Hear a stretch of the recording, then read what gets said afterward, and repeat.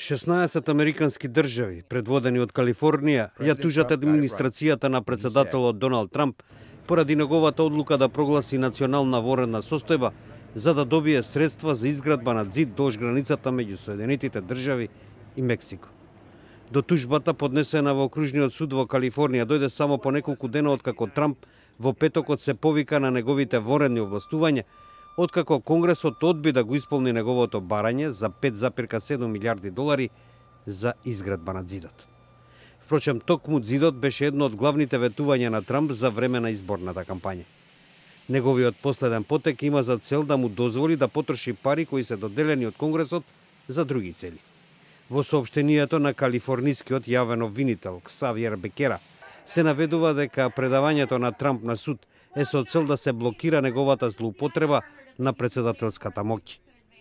Го тужиме председателот Трамп за да го спречиме еднострано да ги ограбува парите на даночните обврзници кои со закон ги издвои Конгресот за луѓето од нашите држави.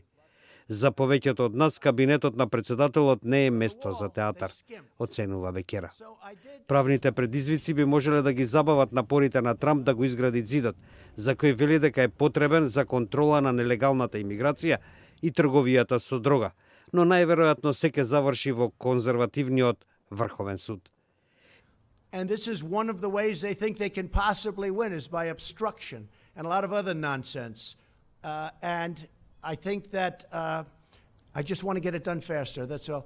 Во буџетскиот договор, усвоен од Конгресот за да се избегне второто делумно затворање на владата, речиси 1,4 милиарди долари беа доделени за гранично оградување.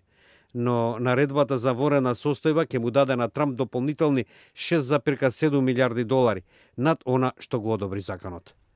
Во телевизиски интервјуа дадени деновиве, Бекера рече дека обвинителството ќе ги користи изјавите на Трамп против него како доказ дека немало потреба да воведе национална военна состојба. Претходно Трамп изјави дека знаелот и не треба да прогласи военна состојба за да го изгради ѕидот, коментар што сега би можело да го поткопа правниот аргумент на неговата администрација.